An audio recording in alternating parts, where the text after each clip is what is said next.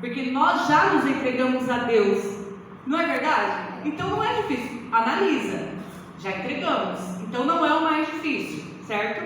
Me parece que nossa grande dificuldade é confiar no Senhor e dar tempo para Ele agir, certo? É confiar.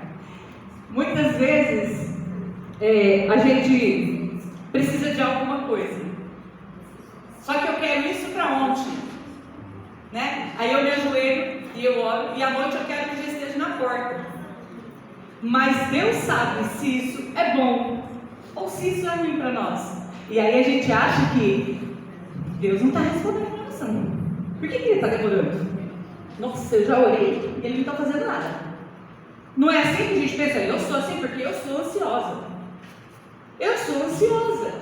Tenho que tomar um remedinho para dar uma acalmada, para eu poder vir aqui falar um pouquinho mais baixo. Entendeu?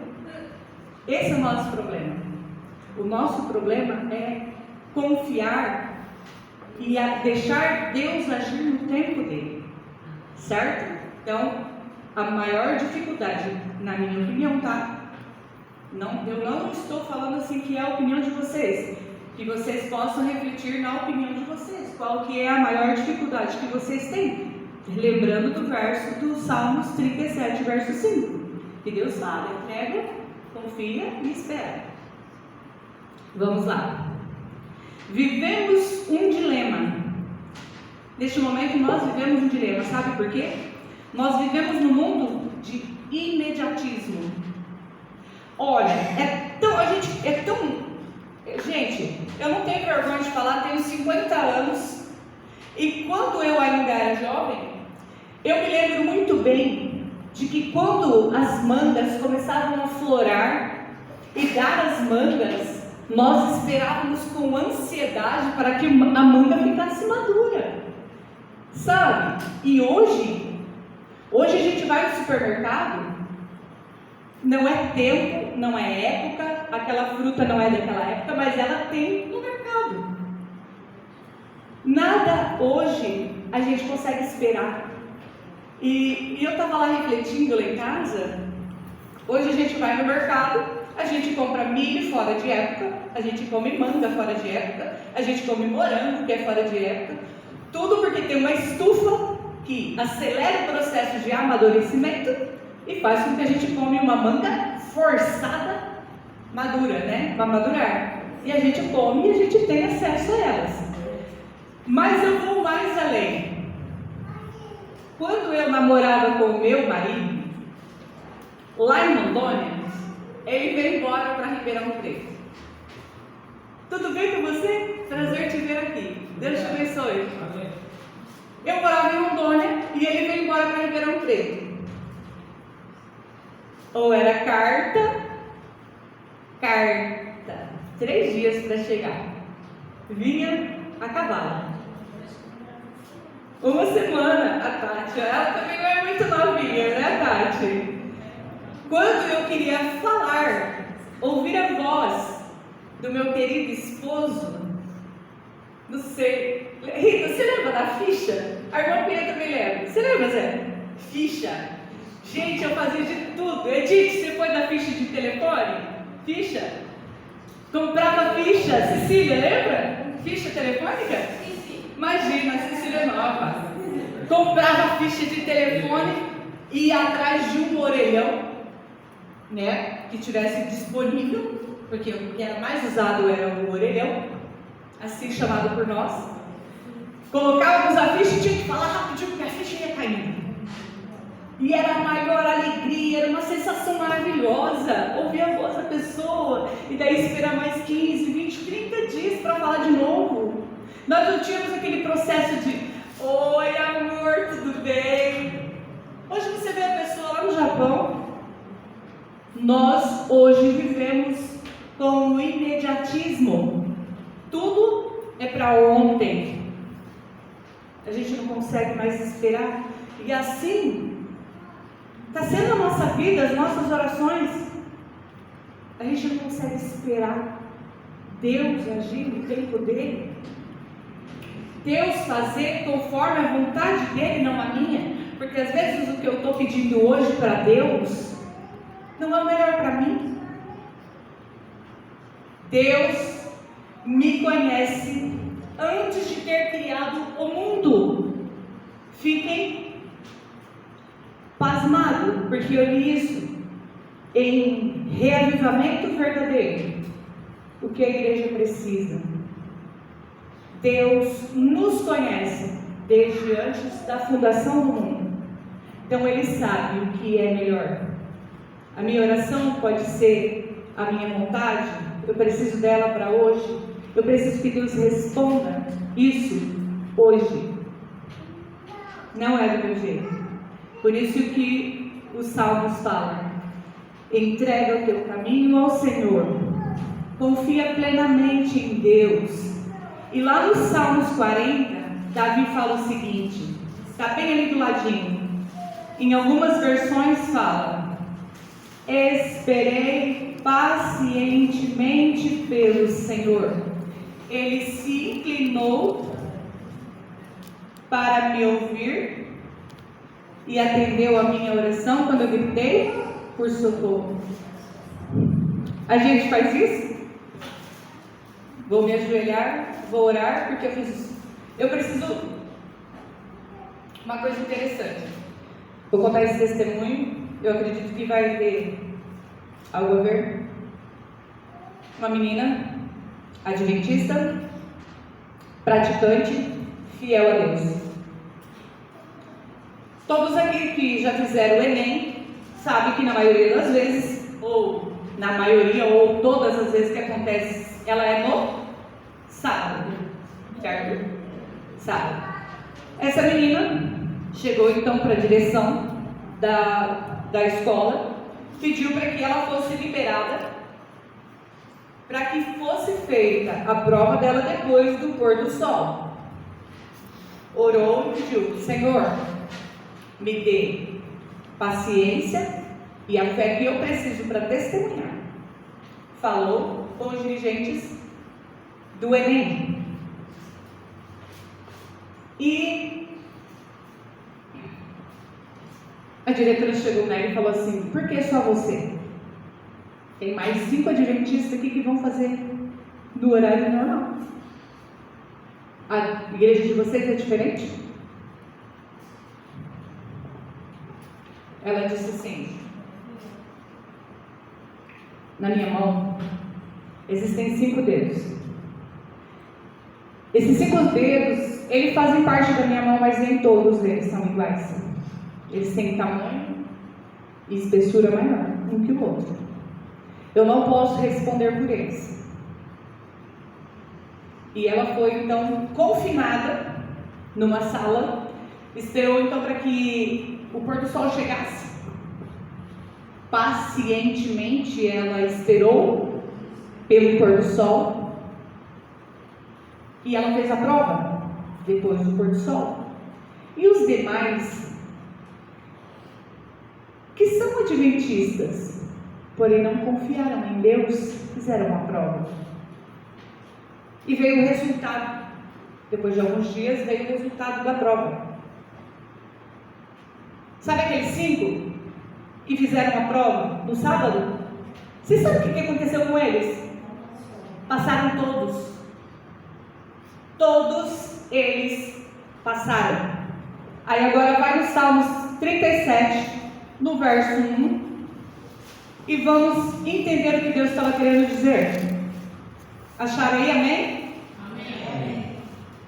Não te indignes por causa dos malfeitores, nem tenhas inveja dos que praticam. Entenderam? Ela orou pacientemente. Ela esperou e continuou sendo fiel a Deus, porque no tempo de Deus, a resposta para a decisão dela virá. Por isso que Deus, esse salmo não começa no verso 5, mas ele começa no verso 1. Não tenhamos inveja dos que praticam a iniquidade, dos que praticam coisas erradas. Ah, mas um irmãozinho, nós temos que orar por eles. Sabe por quê? Nós temos que ter uma coisa na nossa mente. Nós temos que deixar de apontar os erros dos irmãos e orar mais por eles. Esse é o nosso grande defeito. Sabe por que a nossa igreja muitas vezes patina e não sobe, não anda e não flui? Por causa desses pecados que nós temos no nosso coração. Porque nós achamos que somos o dono da verdade. Eu sou a santa, eu sou irrepreensível e o irmão é o errado. Não tenhamos inveja das pessoas que fazem mal, mas oremos por eles. É isso que Deus está pedindo. No Salmo, gente, eu lia esse Salmo e passava assim, eu desapercebido, eu nunca parei para meditar nesse Salmo e ouvi uma explicação como essa. Davi está falando assim, olha gente, não faça o que ele está fazendo de errado, mas vá lá, ore com ele, pergunte se ele precisa de ajuda. Alguém está faltando na igreja, você sabe quem faltou sábado? Você mandou uma mensagem e perguntou, irmão, posso fazer algo por você? Nós temos pessoas dentro da nossa igreja que estão precisando das nossas orações, estão precisando do nosso ombro. E eu estou pensando só no meu umbigo. É eu e só. Nós nunca iremos para o céu pensando em unidade, assim, única, pessoa única. Lógico que a salvação é individual, mas eu dependo do meu irmão também para ir para o céu, tá vendo? As pessoas falam assim, eu não dependo de você para ir para o céu. É mentira, tá? Você precisa sim. Isso aqui não seria uma igreja se você não estivesse aqui. E se tivesse só eu aqui falando com os bancos, ia adiantar alguma coisa? Nada. Então nós precisamos acordar, nós precisamos confiar, nós precisamos entregar a nossa vida. Todo dia no altar de Deus entrega. Pequei hoje, Senhor, eu entrego a minha vida. Senhor, me perdoa, me purifica, me transforma, me dá um novo coração. É o que nós precisamos ter na nossa vida.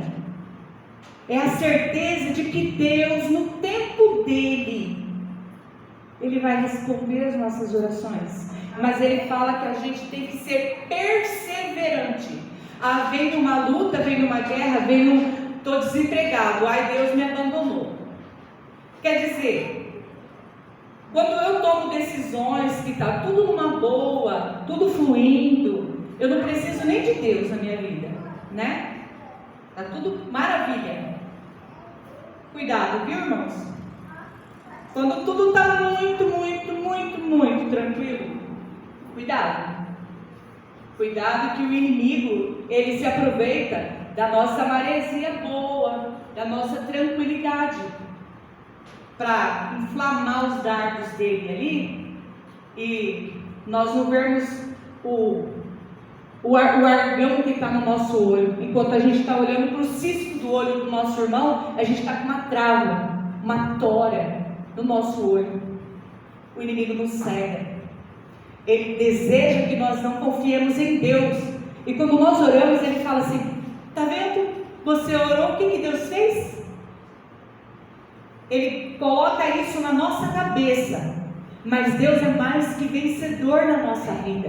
É nisso que nós temos que crer, confiar, entregar e esperar Deus agir no tempo dele, certo? Por isso que os Salmos têm que ser lidos por completo. E o Salmos 37 fala, então eu vou começar a ler novamente, não te indigneis por causa dos malfeitores, nem tenham inveja dos que praticam a iniquidade, pois ele dentro em breve definharão como a relva e murcharão como a erva verde.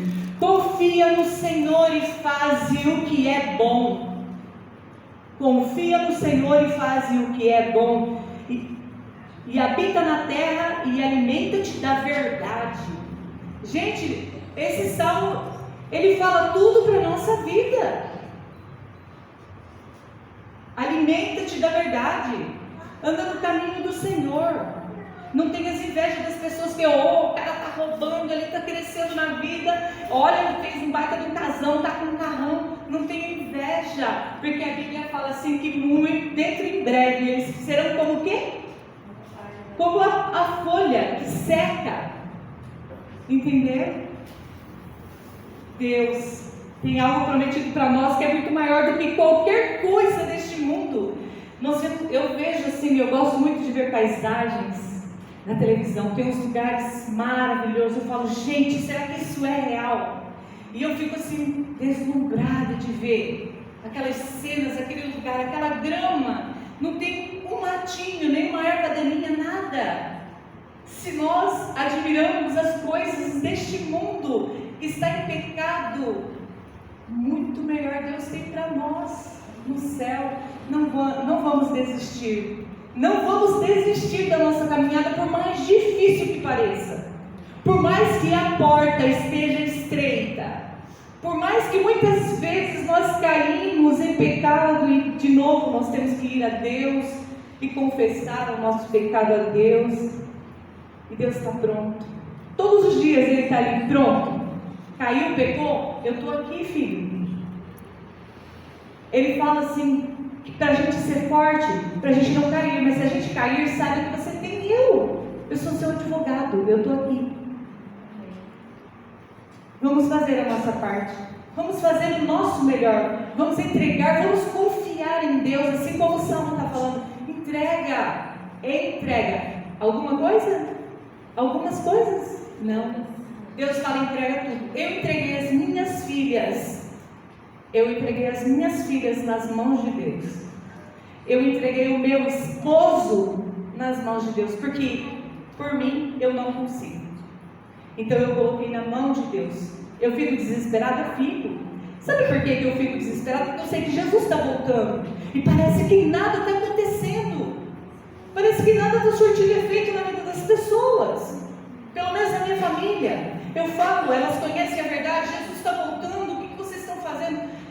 Eu fico naquela ansiedade, mas Deus fala assim, filha, espera pacientemente em mim, porque no meu tempo eu vou responder a sua oração.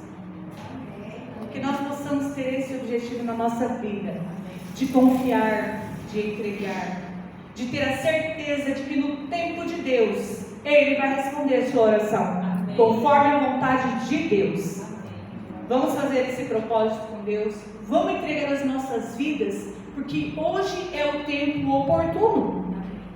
Amanhã para nós não existe. Então vamos nos entregar hoje, certo? Quero fazer esse propósito com você. Quero que Deus abençoe sua vida. Quero que Deus abençoe a minha vida. Quero que Deus me dê um coração semelhante ao dele. Eu quero amar como Jesus ama. Eu quero ajudar as pessoas como Jesus ajudava, ajudou e ajuda até hoje. É incondicional. A ajuda de Deus e o amor de Deus não tem condição. Eu amo você, Rita, porque você vai me dar alguma coisa. Não. Deus ama incondicionalmente você, pecador como eu. Ele ama cada um de nós. Basta nós nos entregarmos inteiramente nas mãos de Deus. Amém. Convido você a ficar em pé e vamos cantar o hino Vou Me Entregar. Amém?